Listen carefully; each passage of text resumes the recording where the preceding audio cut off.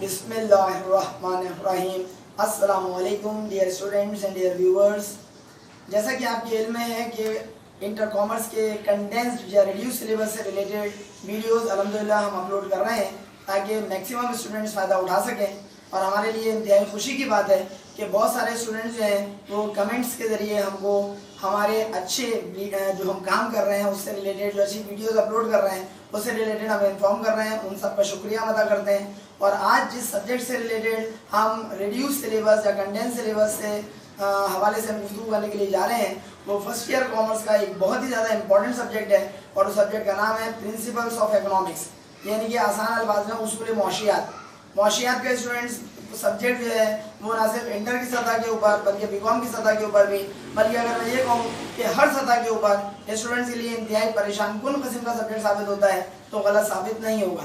Students इसकी मुख्तलिफ वजूहात हैं। ये थ्योरेटिकल सब्जेक्ट है, स्टूडेंट्स को बहुत सारी मेहनत करनी पड़ती है, ग्राफ बनाने पड़ते हैं, स्केड्यूल्स बनाने पड़ते हैं, कंसेप्ट स्ट्रॉन्ग करने पड़ते हैं और ग्राफ्स के अंदर कौन सी चीज़ कैसे बन रही है, कहाँ कौन सी लाइन जा रही है, कहाँ कौन सी लाइन कट कर रही है, सारी बातों को क्लियर करना है। और जब वो क्लियर नहीं कर पाते तो इकोनॉमिक्स का सब्जेक्ट उनके लिए एक अजाब से कम साबित नहीं होता।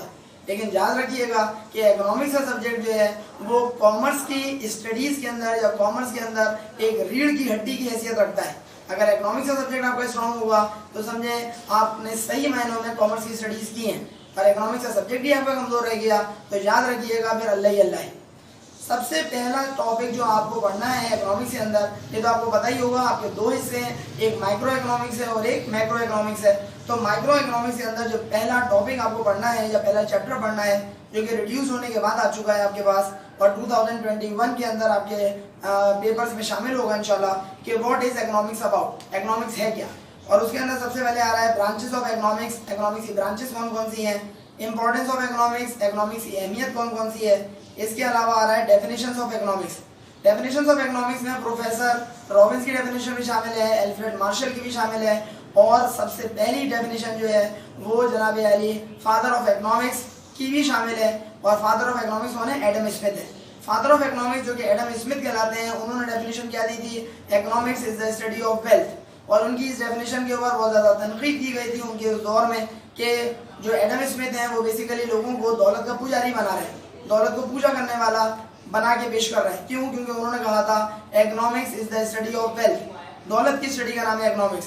उसके बाद अल्फ्रेड मार्शल मैदान में आए जो खुद एक बहुत बड़े इकोनॉमिस्ट थे। उन्होंने अल्फ्रेड मार्शल ने प्रोफेसर एडम स्मिथ की डेफिनेशन थी उसके हवाले से एक तरफ उनको कवर भी किया और उसी चीज़ को उन्होंने बेहतर अंदाज में बयान किया।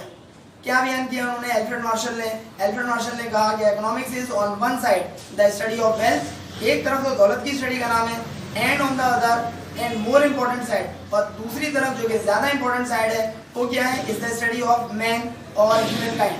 इसका मतलब क्या हुआ? दूसरी तरफ वो कहते हैं कि इकोनॉमिक्स जो है वो इंसान की स्टडी का नाम है। Therefore we can say that economics is the study of human welfare और material welfare। यानी हम ये बात कह सकते हैं कि इकोनॉमिक्स जो है वो ह्यूमन वेलफेयर, इंसान की फलाह बहबूद या मटेरियलिस्टिक तौर पर आप अपने आप को बेहतर बनाने की स्टडी का नाम क्या है? इकोनॉमिक्स है। इससे भी ज़्यादा अच्छी डेफिनेशन किसने दी थी? वो दी थी प्रोफेसर रॉबिन्स ने। वो क्या कहते हैं? Economics is the science, economics एक ऐसा इल्म है विच स्टडीज ह्यूमन बिहेवियर, जो कि इंसानी रवैये को स्टडी करता है as a relationship between ends and scarce means which have alternative uses. Ends का मतलब आपको स्टूडेंट अच्छी तरह से पता होगा। एंड्स का मतलब होता है आपकी वॉन्ट्स, और वॉन्ट्स कैसी होती हैं? हर शख्स की, ख्वाह वो अमीर हो या गरीब हो, हर शख्स की एंड्स यानी कि वॉन्ट्स क्या होती हैं? लामहदूद होती हैं, अनलिमिटेड होती हैं। दूसरी तरफ क्या है? आपके मीन्स हैं। मीन्स का मतलब क्या होता है? आपके रिसोर्सेज, भले आप अमीर हों भले आप गरीब हों, आपके मीन्स यानी कि रिसोर्सेज क्या होते हैं? महदूद होते हैं। यानी कि जिस तरीके से एक मुहावरा बोला जाता है, एक अनार 100 बीमार। एक अनार का क्या मतलब है? अनार बेसिकली आपका रिसोर्स है और बीमार क्या है? 100 है। इसका मतलब ये हुआ कि एक अनार से आपको 100 बीमारों का इलाज करना है। इसका मतलब क्या हुआ? रिसोर्सेज बहुत महदूद हैं, अनार एक ही है बेचारा, और आपके जो प्रॉब्लम्स हैं, आपके जो मसाइल हैं, आपके जो वांट्स हैं वो क्या है? लामहदूद हैं। 100 बहुत सारे मरीज होते हैं। लिहाजा आपको या हर शख्स को क्या करना पड़ेगा? ऑल्टरनेटिव यूजेस की तरफ जाना पड़ेगा। ऑल्टरनेटिव यूजेस का क्या मतलब होता है? डिसीजन मेकिंग, और डिसीजन मेकिंग का क्या मतलब होता है? Choice making. लिहाजा आपको चॉइस मेकिंग की तरफ जाना पड़ेगा कि भाई हमें ये चीज़ खरीदनी है और इतनी मिकदार में खरीदनी है। इससे ज़्यादा अगर खरीद बैठेंगे तो फिर हमें फला चीज़ के खरीदने में प्रॉब्लम क्रिएट हो जाएगी। दाल लेनी है तो दाल सिर्फ 2 किलो लेनी है, चावल लेना है तो फॉर एग्जाम्पल 1 किलो लेना है, 4 किलो लेना है, 5 किलो लेना है, 50 किलो नहीं चाहिए, क्योंकि अगर सारा पैसा हमने चावल खरीदने पर खर्च कर लिया तो शक्कर कब खरीदेंगे, पत्ती कब खरीदेंगे, दूध कब खरीदेंगे, मकान का किराया कब देंगे, बच्चों की स्कूल की फीस कौन देगा। इट मीन्स दैट आप अपनी चादर को देखते हुए पैर फैलाते हैं। ये चीज़ हमें सिखाता कौन है, इकोनॉमिक्स सिखाता है। क्या सिखाता है कि जितने आपके रिसोर्सेज हैं, अगर आप उन रिसोर्सेज में रहते हुए बेहतर से बेहतर तौर पर अपने उन रिसोर्सेज को इस्तेमाल करना चाह रहे हैं तो आपको लाजमी है, और हम सब के लिए लाजमी है, दुनिया में हर शख्स के लिए लाजमी है कि वो क्या करे, डिसीजन मेकिंग करे, चॉइस मेकिंग करे कि हमें कौन सी चीज़ लेनी है और कितनी मिकदार में लेनी है। ये नहीं कि हमें जो दिल चाहे लेना है, गलत बात हो जाएगी, और जितना दिल चाहे लेना है, दोनों बातें गलत है। क्यों? क्योंकि अगर हमने ये हरकत करी तो फिर ऐसी सूरत में जो आपके लाजमी ज़रूरियात हैं वो भी आप इस्तेमाल करने से कासिर हो जाएंगे, क्योंकि पैसा आपके पास ख़त्म हो जाएगा। लिहाजा इकोनॉमिक्स का सब्जेक्ट हमें वह सिखाता है कि आपको कम खर्च वाला नशीन कैसे बनना है, किस तरह से कम खर्चा करें और उसके अंदर मैक्सिमम चीज़ें आप हासिल कर सकें। उर्दू का एक मुहावरा एक और भी बोला जाता है, छीलो 4 भगारो 5। क्या मतलब, आपने कम रिसोर्सेज खर्च किए लेकिन आपकी आउटपुट क्या है, ज़्यादा है। इनपुट कम आउटपुट ज़्यादा, वो कब होगा, जब आप अपने इनपुट को बेहतर तौर पे इस्तेमाल कर पाएंगे और इफेक्टिवली भी इस्तेमाल करेंगे और एफिशिएंटली भी इस्तेमाल करेंगे। स्टूडेंट्स, अगली चीज़ जो आपको पढ़नी है इसी चैप्टर के अंदर, माइक्रो इकोनॉमिक्स के पोर्शन के अंदर, और चैप्टर आपका सेकंड चैप्टर हो जाएगा जिसका नाम है demand and supply. Demand and supply के अंदर पहली चीज़ आपको पढ़ना है डिमांड होता क्या है। डिमांड के अंदर याद रखिएगा 2 चीज़ें होंगी तो डिमांड बनेगा, अदरवाइज वो डिमांड बनता ही नहीं है। मिसाल के तौर पर मैं बोलूँ भाई मुझे लैंड क्रूजर चाहिए, तो लैंड क्रूजर मेरे कहने से मेरी डिमांड नहीं बन जाएगी। सामने वाला बोलेगा भाई साइकिल खरीदने के तो पैसे है नहीं, तुम लैंड क्रूजर की बात कर रहे हो। इसका मतलब क्या हुआ, डिमांड के लिए 2 चीज़ें होनी शर्त है। कौन कौन सी 2 चीज़ें, नंबर 1 एबिलिटी टू पे करने की सलाहियत होनी चाहिए, लैंड क्रूजर के आपके पैसे होने चाहिए जेब में, और साथ साथ विलिंगनेस टू पे, आपको पैसे खर्च करने की ख्वाहिश भी होनी चाहिए। फर्ज करें एक शख्स जो मोटरसाइकिल चला रहा है, जरूरी नहीं है कि उसके पास गाड़ी खरीदने के पैसे ना हो सकता है पैसे हों, लेकिन उसके नज़दीक गाड़ी खरीदने की ज़रूरत ही नहीं है। क्यों? क्योंकि वो कहता है यार मैं क्यों गाड़ी खरीदूं, उसकी मेंटेनेंस का खर्चा ज़्यादा होता है, लिहाजा मैं अपनी मोटरसाइकिल में ही खुश हूँ। हर शख्स के लिए नहीं कह रहा हूँ, उस मखसूस शख्स के लिए बात कर रहा हूँ। इसका मतलब ये हुआ उसके पास एबिलिटी टू पे तो है क्योंकि पैसे हैं, लेकिन विलिंगनेस टू पे नहीं है क्योंकि वो गाड़ी खरीदना ही नहीं चाहता। उसकी नज़र में मोटरसाइकिल ही बेस्ट है। मोटरसाइकिल रास्ते से गलियों से निकल जाएगी, गाड़ी के लिए प्रॉब्लम हो जाती है, मोटरसाइकिल फुटपाथ पे चढ़ जाएगी, गाड़ी तो नहीं चढ़ सकती। इट मीन्स दैट वो कहना ये चाह रहा है कि मुझे ज़रूरत ही नहीं है। एक दूसरी मिसाल, हर शख्स आपको पता है स्मोकर नहीं होता। आप अगर पान की दुकान पे खड़े हुए हैं और वहाँ पे सिगरेट बिक रही है और दूसरे लोग खरीद रहे हैं, आपकी जेब में पैसे हैं लेकिन फिर भी आप सिगरेट नहीं खरीद रहे हैं। क्या आपके पास जेब में पैसे नहीं है? अपने पैसे तो हैं, एबिलिटी टू पे तो है, मैं पे कर सकता हूँ, लेकिन विलिंगनेस टू पे नहीं है क्योंकि मुझे खरीदनी ही नहीं है, मुझे पीनी ही नहीं है।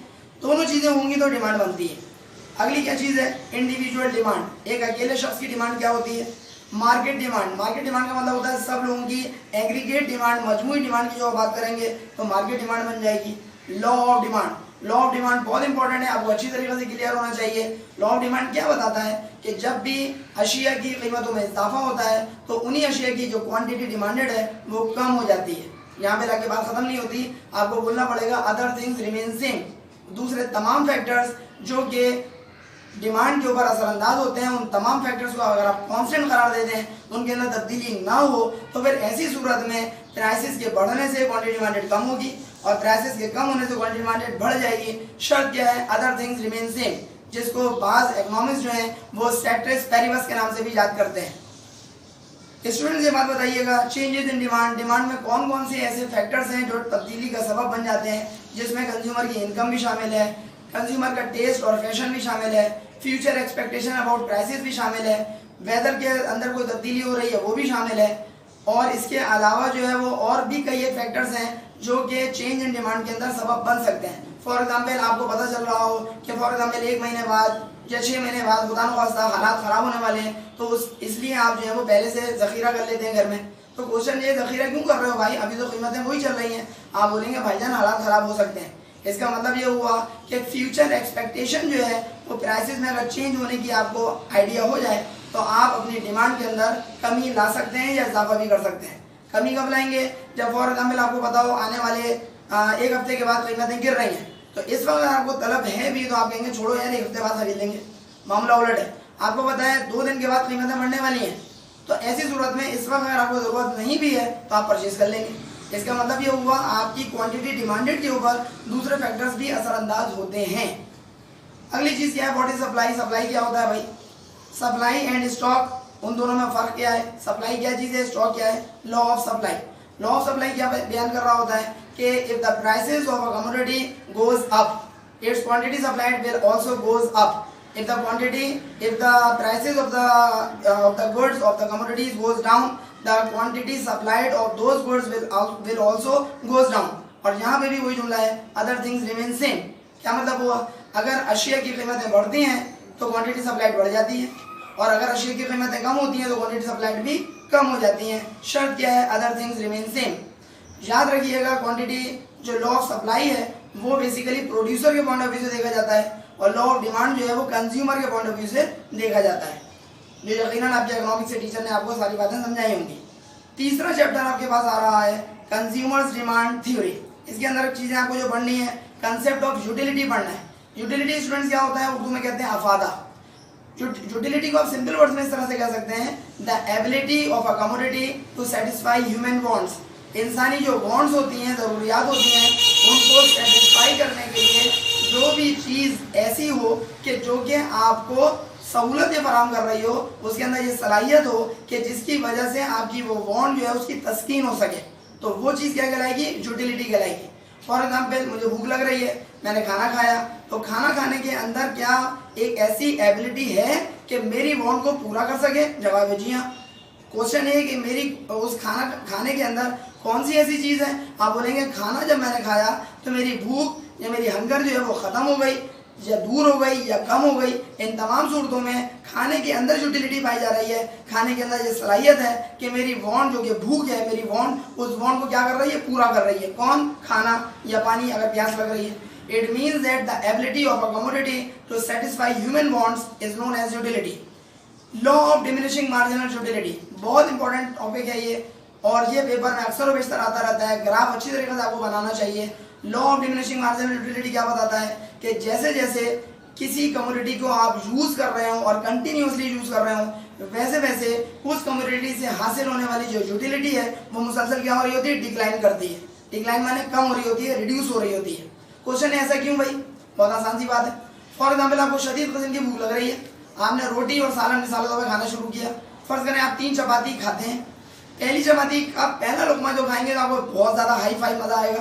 पूरी चपाती खा लेंगे तब भी आपको बहुत मज़ा आएगा, क्योंकि आपकी भूख बहुत ज़बरदस्त किस्म की हो रही है। अभी रमज़ान का महीना आने वाला है, अभी आप ये तजुर्बा करके देख लीजिएगा।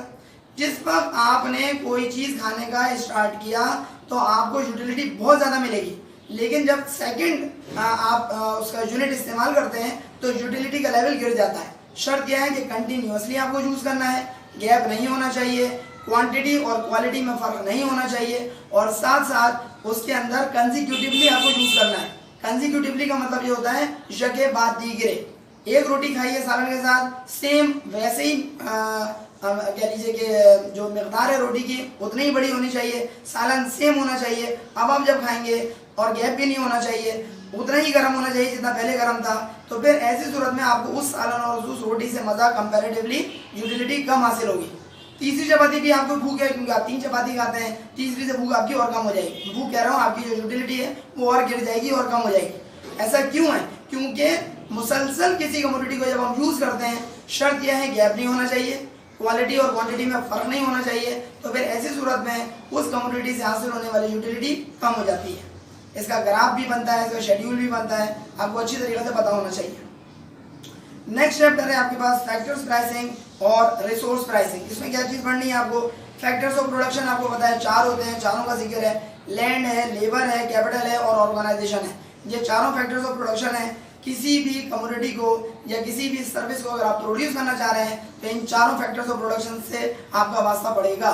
मिसाल के तौर पर अगर आप सर्विसेज कंसर्न की बात करें तो फॉर एग्जाम्पल एक कोचिंग सेंटर है, उसको लैंड की भी ज़रूरत है, यहाँ पर चौक पढ़ाएगा।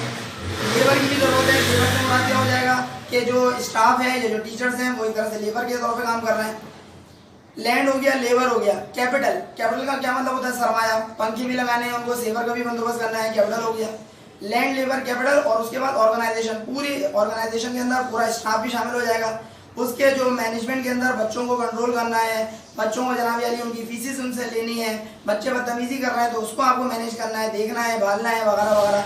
ये सारी चीज़ें कौन डील करेगा? स्टाफ डील करेगा या ऑर्गेनाइजेशन डील करेगी। चारों फैक्टर्स ऑफ प्रोडक्शन हो गए। अगर आप इसी तरीके से कोई चीज़ आप गुड्स को प्रोड्यूस कर रहे हैं तब भी ये 4 फैक्टर्स ऑफ प्रोडक्शन आ जाएंगे। लैंड की ज़रूरत है, फॉर एग्जाम्पल फैक्ट्री। लेबर की ज़रूरत है, जाहिर सी बात है ऑर्गेनाइजेशन में काम करने वाले मजदूर नहीं होंगे तो काम कैसे करेंगे। लैंड हो गया, लेबर, कैपिटल, सरमाया वहाँ पे भी चाहिए। और आखिरी नंबर पे ऑर्गेनाइजेशन के जाहिर सी बात है सुपरवाइजर्स भी होंगे, वहाँ पर काम करने वाला स्टाफ भी होगा जो कि लेबर के अलावा है, जो कि लेबर के ऊपर नज़र रखता है, जो कि हर चीज़ के ऊपर नज़र रखेगा कि ऑर्गेनाइजेशन में बेहतर से बेहतर तौर पर प्रोडक्शन हो सके। क्या सीखा आपने कि चारों फैक्टर्स ऑफ प्रोडक्शन की ज़रूरत पड़ती है अगर आप भले गुड्स बना रहे हो या भले आप सर्विसेज से आपका ताल्लुक हो। नेक्स्ट टॉपिक है आपके पास relative importance of factors of production, ये भी आपको क्लियर होना चाहिए। नेक्स्ट चैप्टर है आपके पास, चैप्टर नंबर आपके पास हो जाएगा 1 2 3 4 5, चैप्टर नंबर 5 बन जाएगा the cost and revenues of the firm. Organisation की आपको पता है कॉस्ट भी होती है, ऑर्गेनाइजेशन के अंदर जो है वो रेवेन्यूज भी आ रहे होते हैं। पहला टॉपिक है classification of cost. Fix cost है, वेरिएबल कॉस्ट है, टोटल कॉस्ट है, एवरेज कॉस्ट है, मार्जिनल कॉस्ट है, अपॉर्चुनिटी कॉस्ट है, इम्प्लिसिट एंड एक्सप्लिसिट कॉस्ट है। हर कॉस्ट की एक एक डेफिनेशन है, आपको तमाम की तमाम डेफिनेशन अच्छी तरह से क्लियर होनी चाहिए। मिसाल के तौर पर अगर हम वेरिएबल कॉस्ट की बात करें तो वेरिएबल कॉस्ट जो होता है वो तब्दील हो रहा होता है, नाम से जाहिर है वेरिएबल कॉस्ट। वेरिएबल कॉस्ट तब्दील हो रही होती है कब? जब आप नंबर ऑफ यूनिट ज़्यादा बनाते हैं। अगर आप यूनिट ज़्यादा बनाएंगे तो वेरिएबल कॉस्ट टोटल के अंदर बढ़ जाएगी। अगर आप नंबर ऑफ यूनिट्स कम बनाएंगे तो वेरिएबल कॉस्ट टोटल के अंदर भी कम हो जाती है। लेकिन वेरिएबल कॉस्ट पर यूनिट जो है वो सेम निकलती है। रीज़न क्या है कि जब आप ज़्यादा यूनिट्स बनाते हैं तो आपकी कॉस्ट भी ज़्यादा आती है। ज़्यादा कॉस्ट को ज़्यादा यूनिट से डिवाइड करते हैं तो पर यूनिट कॉस्ट जो आती है वो सेम वही निकलेगी। जब आप यूनिट्स कम बनाएंगे तो उसकी कॉस्ट भी कम आएगी। जब आप कम कॉस्ट को कम यूनिट्स पे डिवाइड करेंगे तो पर यूनिट कॉस्ट सेम निकलती है।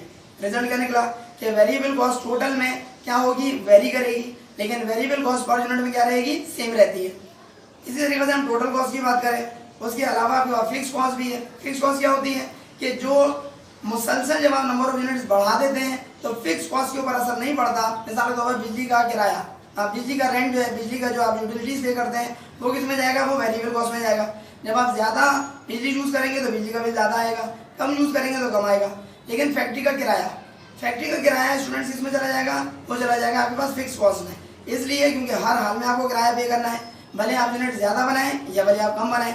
फिक्स कॉस्ट क्या होगा? टोटल के अंदर फिक्स रहता है, लेकिन पर यूनिट फिक्स कॉस्ट क्या होता है? मुसलसल कम हो रहा होता है अगर आप प्रोडक्शन ज़्यादा करें, और मुसलसल बढ़ रहा होता है पर यूनिट जब आपका फिक्स कॉस्ट पर यूनिट मुसलसल बढ़ रहा होता है जब आप number of units come produce करें। क्या सीखा आपने कि फिक्स कॉस्ट टोटल के अंदर तो फिक्स रहता है, लेकिन फिक्स कॉस्ट पर यूनिट कम होना शुरू हो जाएगा अगर आपकी प्रोडक्शन बढ़ेगी, और फिक्स कॉस्ट पर यूनिट आपका ज़्यादा होना शुरू हो जाएगा अगर आपकी प्रोडक्शन कम हो जाएगी। जिनके रिवर्स मामला है पर यूनिट में, और टोटल के अंदर फिक्स रहता है। स्टूडेंट्स इसके अलावा आ जाता है मार्जिनल कॉस्ट। मार्जिनल कॉस्ट का मतलब होता है एडिशनल कॉस्ट। कि फॉर एग्जांपल आपने एक यूनिट बनाया तो उसकी कॉस्ट आ रही है फर्ज करें 10 रुपये। फर्ज करें आप 2 यूनिट्स बनाते हैं तो फर्ज करें टोटल कॉस्ट आ रही है आपकी 18 रुपये। तो एडिशनल कॉस्ट कितनी हो जाएगी? 8 रुपये, क्योंकि पहले पे आपके 10 रुपये खर्चा हुआ और 2 पे आपको टोटल 18 खर्चा हुआ। तो एडिशनल कॉस्ट इनके मार्जिनल कॉस्ट कहलाएगी 8 रुपये। अपॉर्चुनिटी कॉस्ट का मतलब होता है नेक्स्ट बेस्ट ऑल्टरनेटिव, जो आपने छोड़ दिया, फोरगो कर दिया, वो बेसिकली आपके लिए अपॉर्चुनिटी कॉस्ट कहलाता है। मिसाल के तौर पर आपका बेहतरीन जो आपको चीज़ हासिल करनी है उस चीज़ की जितनी भी कॉस्ट आ रही है उसको छोड़ के अगर आप नेक्स्ट बेस्ट ऑल्टरनेटिव की तरफ जा रहे हैं और उसको अडॉप्ट कर रहे हैं, तैयार कर रहे हैं, तो जिस चीज़ को आपने नेक्स्ट बेस्ट ऑल्टरनेटिव को छोड़ दिया तो उस चीज़ की जितनी भी कॉस्ट आएगी वो क्या कहलाएगी स्टूडेंट्स? अपॉर्चुनिटी कॉस्ट कहलाएगी। अपॉर्चुनिटी कॉस्ट क्या हो जाती है? द नेक्स्ट बेस्ट ऑल्टरनेटिव, उसकी जितनी भी कॉस्ट आ रही है वो आपके लिए कहलाएगी अपॉर्चुनिटी कॉस्ट। इसके अलावा जो आपको इसी चैप्टर के अंदर चीज़ें पढ़नी है वो क्या है? Classification of revenues. रेवेन्यू की क्लासिफिकेशन भी पढ़नी है। टोटल रेवेन्यू क्या होता है, मार्जिनल रेवेन्यू क्या होता है, वो जो कि एडिशनल रेवेन्यू हो जाएगा, और इसके साथ साथ एवरेज रेवेन्यू भी आपको पढ़ना है। नेक्स्ट टॉपिक है प्राइस एंड आउटपुट डिटर्मिनेशन। इसके अंदर जो चीज़ें पढ़नी है, नंबर 1 डेफिनेशन ऑफ मार्केट आपको पता होनी चाहिए, टाइप्स ऑफ मार्केट्स पता होने चाहिए, कंसेप्ट्स एंड अकरेंसेस के बारे में आपको पता हो, price and output determination under perfect competition. Perfect competition पूरा एक टॉपिक है जिसके अंदर ग्राफ भी बनता है, वो अच्छी तरीके से आपको क्लियर होना चाहिए। Price and output determination under imperfect competition. एक होता है परफेक्ट कंपटीशन जहाँ पर लार्ज नंबर ऑफ बायर्स और लार्ज नंबर ऑफ सेलर्स होते हैं और जो उसकी कमोडिटीज होती हैं उसके बारे में बहुत सारे लोग उसके बारे में इंफॉर्मेशन रखते हैं। कहाँ पर? परफेक्ट कंपटीशन में। और इम्परफेक्ट कंपटीशन में ऐसा कुछ भी नहीं होता। परफेक्ट कंपटीशन की बेहतरीन मिसाल क्या होती है? स्टॉक एक्सचेंज, क्योंकि स्टॉक एक्सचेंज के अंदर large number of buyers, large number of sellers होते हैं, फ्री एंट्री होती है और फ्री एग्जिट होता है। यानी कि आप जो है वो फ्री एंट्री से क्या मुराद होता है कि आप बासानी आ सकते हैं और बासानी आप जा सकते हैं और आपको कमोडिटीज़ की कीमतों के बारे में तमाम के तमाम जो बायर्स हैं और तमाम के तमाम जो सेलर्स हैं उनको अच्छी तरीके से उसका इल्म भी होता है। ये सारा सामान पढ़ाई का हो गया माइक्रो इकोनॉमिक्स से रिलेटेड। अगला है आपके पास पार्ट 2 जिसको आप बोलेंगे मैक्रो इकोनॉमिक्स। मैक्रो इकोनॉमिक्स क्या होता है स्टूडेंट? जब आप बड़े पैमाने पे किसी भी चीज़ को स्टडी करते हैं वो मैक्रो इकोनॉमिक्स कहलाता है। और माइक्रो का बहुत ही जो बिल्कुल छोटा छोटा हिस्सा जब आप पढ़ रहे होते हैं जिसको आप कहेंगे 1 मिलियंथ पार्ट, वो हो जाएगा आपके पास माइक्रो इकोनॉमिक्स। माइक्रो इकोनॉमिक्स के अंदर पहला अहम तरीन जो आपको चैप्टर पढ़ना है उसका नाम है नेशनल इनकम, उर्दू में बोलेंगे कौमी आमदनी। सबसे पहली चीज़ आ रही है डेफिनेशन ऑफ नेशनल इनकम। कौमी आमदनी से मुराद क्या है? Concept of national income. याद रखिएगा पूरी कौम की आमदनी की बात हो रही है। पूरी कौम के अंदर मुख्तलिफ लोग मुख्तलिफ सेक्टर से वाबस्ता हैं, मुख्तलिफ लोग मुख्तलिफ कह लीजिए शोबों से वाबस्ता हैं, मुख्तलिफ काम कर रहे हैं, मुख्तलिफ तरह की अपनी परफॉर्मेंस दे रहे हैं, मुख्तलिफ तरह की अपनी ड्यूटीज़ अदा कर रहे हैं, उसके बाद प्रॉफिट जनरेट कर रहे हैं। उन सबकी आमदनी जो है क्या हो जाएगी? कौमी आमदनी। कंसेप्ट ऑफ नेशनल इनकम में आपको बहुत सारे पॉइंट्स आएंगे, छोटी छोटी हेडिंग्स हैं वो आपको याद करनी होंगी। स्टूडेंट्स अगला टॉपिक जो आपको इसी चैप्टर से रिलेटेड पढ़ना है उस चैप्टर का नाम है measurement of national income. National income को किस तरीके से मेजर करते हैं, ये बहुत ही ज़्यादा इंपॉर्टेंट टॉपिक है, इसलिए क्योंकि इस टॉपिक के अंदर आपको मुख्तलिफ अंदाज में मुख्तलिफ मेथड्स को सीखना पड़ेगा कि जिसके तहत आप किसी भी कंट्री की, किसी भी मुल्क की नेशनल इनकम को क्या करेंगे? मेजर करेंगे, पैमाइश करेंगे। अगली चीज़ है difficulties in measurement of national income. National income को मेजर करने के अंदर कौन कौन सी मुश्किलात का सामना करना पड़ता है वो आपको क्लियर कट पता होना चाहिए। लास्ट टॉपिक इसी चैप्टर से related importance of national income. National income को फाइंड आउट करने की अहमियत क्या है। अगला चैप्टर जो मैक्रो इकोनॉमिक्स से ताल्लुक रखता है उसका नाम है बिजनेस साइकिल। और बिजनेस साइकिल के अंदर सबसे पहले आपको डेफिनेशन पढ़नी होगी बिजनेस साइकिल की। अगली चीज़ आपको पढ़ना है phases of business cycle.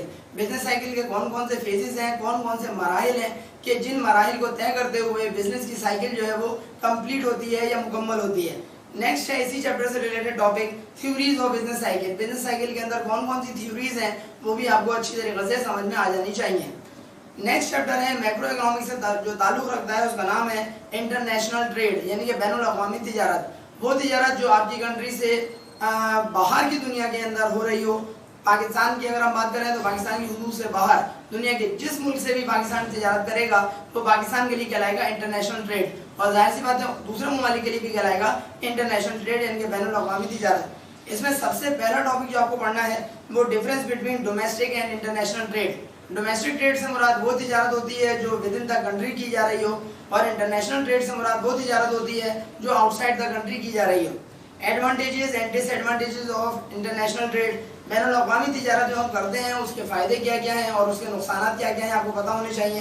Classical theory of comparative cost. Comparative cost क्या चीज़ होती है आपको ये भी क्लियर होना चाहिए, और आपको साथ साथ ये भी पता होना चाहिए टर्म्स ऑफ ट्रेड कौन कौन से हैं। ट्रेड यानी कि तिजारत जो आप कर रहे होते हैं उसके अंदर कौन कौन सी टर्मिनोलॉजीज इस्तेमाल होती हैं ये भी आपको पता होना चाहिए। बैलेंस ऑफ ट्रेड और बैलेंस ऑफ पेमेंट, ये बहुत इंपॉर्टेंट टॉपिक है। बैलेंस ऑफ ट्रेड का मतलब होता है तिजारत का तवाज़ुन, और बैलेंस ऑफ पेमेंट का मतलब होता है अदायगी का तवाज़ुन, या तवाज़ुन अदायगी, और उसको आप बोलेंगे तवाज़ुन तिजारत। बैलेंस ऑफ ट्रेड स्टूडेंट याद रखिएगा इस सूरत में निकलता है जब आपकी कंट्री जितना भी माल एक्सपोर्ट कर रही है दूसरे ममालिक में और जितना भी माल बैरूनी दुनिया से अपने मुल्क के अंदर इंपोर्ट कर रही है, इन दोनों के दरमियान डिफरेंस देखा जाता है। अगर किसी मुल्क का टोटल एक्सपोर्ट ज़्यादा हो और उसी मुल्क का टोटल इंपोर्ट यानी कि अपने मुल्क में जो माल खरीद रहे हो वो कम हो, तो फिर बैलेंस ऑफ ट्रेड याद रखिएगा पॉजिटिव निकलेगा, यानी कि उस मुल्क के हक में निकलेगा, फेवरेबल निकलेगा, अच्छा निकलेगा। रीज़न क्योंकि आपके मुल्क से एक्सपोर्ट ज़्यादा हो रही हैं और आपके मुल्क के अंदर इंपोर्ट क्या हो रही है? कम हो रही है। अगर export is greater than import हो जाए तो बैलेंस ऑफ ट्रेड फेवरेबल होता है। मामला उलट है, पाकिस्तान उन ममालिक में शामिल है जिनके अंदर मामला उलट है। क्या होता है यहाँ पर? इम्पोर्ट हमारे यहाँ ज़्यादा है और एक्सपोर्ट क्या है? कम है। अगर इम्पोर्ट हमारी ज़्यादा है और एक्सपोर्ट कम है तो बैलेंस ऑफ ट्रेड हमारे हक में नहीं निकलता, फेवरेबल नहीं निकलता, बल्कि निकलता है अनफेवरेबल, पाकिस्तान के हक में नहीं निकलता। इसी तरीके से एक होता है balance of payment. Balance of payment का मतलब क्या है? जाहिर सी बात है, अगर आप अपनी कंट्री की बात करें तो पाकिस्तान के अंदर इंपोर्ट क्या हो रही है? ज़्यादा हो रही है। एक्सपोर्ट क्या हो रही है? कम हो रही है। अगर इंपोर्ट हमारे मुल्क में ज़्यादा है तो इसकी वजह से हमारे मुल्क को बैरूनी दुनिया को पेमेंट करने के लिए पैसा ज़्यादा देना पड़ेगा, और पैसा भी वो कायदा मोहम्मद अली जिन्ना वाले नोट नहीं चलेंगे, पाकिस्तानी करेंसी नहीं चलेगी। फिर कौन से नोट चलेंगे? वो नोट चलेंगे जो कि दुनिया भर में चल रहे हैं, यानी कि इंटरनेशनली जो वर्ल्ड वाइड करेंसी है, यानी कि डॉलर। तो अब मुझे बताइए, पाकिस्तान के अंदर बैलेंस ऑफ ट्रेड जो है वो फेवरेबल नहीं है। क्यों? क्योंकि पाकिस्तान की इंपोर्ट ज़्यादा है। पाकिस्तान की अगर इंपोर्ट ज़्यादा है और दूसरे अल्फाज में एक्सपोर्ट कम है, तो पाकिस्तान को लाजमी तौर पर दूसरी दुनिया को, बैरूनी दुनिया को कहना चाहिए, वो पैसा ज़्यादा देना पड़ेगा। तो बैलेंस ऑफ पेमेंट भी बिगड़ जाएगा, क्योंकि पैसा आप दे रहे हैं ज़्यादा। क्यों? क्योंकि इंपोर्ट आपकी ज़्यादा है, और पैसा जो आपको मिल रहा है वो कम है। क्यों? क्योंकि आपकी एक्सपोर्ट क्या है? कम है। एक्सपोर्ट चूंकि पाकिस्तान की कम है, पैसा कम मिलेगा। पाकिस्तान की इंपोर्ट क्या है? ज़्यादा, ज़्यादा पैसा इनको ज़्यादा देना पड़ेगा। तो बैलेंस ऑफ पेमेंट भी पाकिस्तान के हक़ में नहीं निकलेगा। आसान अल्फाज में, अगर बैलेंस ऑफ ट्रेड फेवरेबल है तो बैलेंस ऑफ पेमेंट भी फेवरेबल निकलेगा, और अगर बैलेंस ऑफ ट्रेड अनफेवरेबल है तो बैलेंस ऑफ पेमेंट भी खुद ब खुद अनफेवरेबल हो जाएगा। स्टूडेंट्स, अगला टॉपिक जो आपको पढ़ना है, अगला चैप्टर कहना चाहिए, जो कि लास्ट चैप्टर है मैक्रो इकोनॉमिक्स का, और उस चैप्टर का नाम है पब्लिक फाइनेंस। याद रखिएगा, पब्लिक फाइनेंस पूरा एक सब्जेक्ट है। मास्टर्स लेवल के ऊपर जो लोग इकोनॉमिक्स पढ़ रहे होते हैं तो पब्लिक फाइनेंस का पूरा एक सब्जेक्ट है 100 नंबर का। आपको सिर्फ एक चैप्टर के तौर पर पढ़ना है पब्लिक फाइनेंस। इसमें सबसे पहले तो आप डेफिनेशन पढ़ेंगे पब्लिक फाइनेंस की। नेक्स्ट चीज़ आप पढ़ेंगे difference between public finance and private finance. इन दोनों फाइनेंसेस में फ़र्क क्या है वो आपको पता होना चाहिए। What is tax? टैक्स यानी कि लगान होता क्या है? गवर्नमेंट क्यों टैक्स लेती है? दुनिया भर में टैक्स क्यों लिया जाता है? और आवाम से कहा जाता है कि आप हमें टैक्स पे करें। तो टैक्स के वसूली की या टैक्स की वसूली की बुनियादी वजूहात क्या है वो सब आपको पता होना चाहिए। टाइप्स ऑफ टैक्सेस, टैक्सेस की अक़साम कौन कौन सी हैं, और कैनल्स ऑफ टैक्सेशन से क्या मुराद है। स्टूडेंट्स, आज के इस वीडियो लेक्चर के अंदर हमने आपको फर्स्ट ईयर कॉमर्स के सब्जेक्ट इकोनॉमिक्स के हवाले से उसका माइक्रो इकोनॉमिक्स और मैक्रो इकोनॉमिक्स दोनों पोर्शन से रिलेटेड हमने अल्हम्दुलिल्लाह रिड्यूस सिलेबस के हवाले से आपसे गुफ्तगू की है। उम्मीद है कि आपको हमारी आज की वीडियो ज़रूर पसंद आई होगी, क्योंकि हमने आपको तमाम पॉइंट्स को जिस हद तक हम बयान कर सकें आपको हमने बयान करने की कोशिश की। अगर आपको हमारी वीडियो पसंद आए तो काइंडली अपने फ्रेंड्स में इसको ज़रूर शेयर करवाइएगा, ताकि मैक्सिमम स्टूडेंट्स हमारी इस वीडियो से फ़ायदा उठा सकें। और हमारी इस वीडियो के ऊपर लाइक और कमेंट करना बिल्कुल नहीं भूलिएगा। अगर अब तक आपने हमारा चैनल सब्सक्राइब नहीं किया तो सर अली अहमद के नाम से यूट्यूब पर मौजूद इस चैनल को सब्सक्राइब भी कर लें और बेल आइकन पर लाजमी क्लिक करें, ताकि आपको हमारी नई वीडियोस की अपडेट्स फ़ौरन और बर वक्त मिल सकें। अगली वीडियो लेक्चर तक के लिए अपने टीचर सर अली अहमद को इजाज़त दीजिए। अस्सलामु अलैकुम।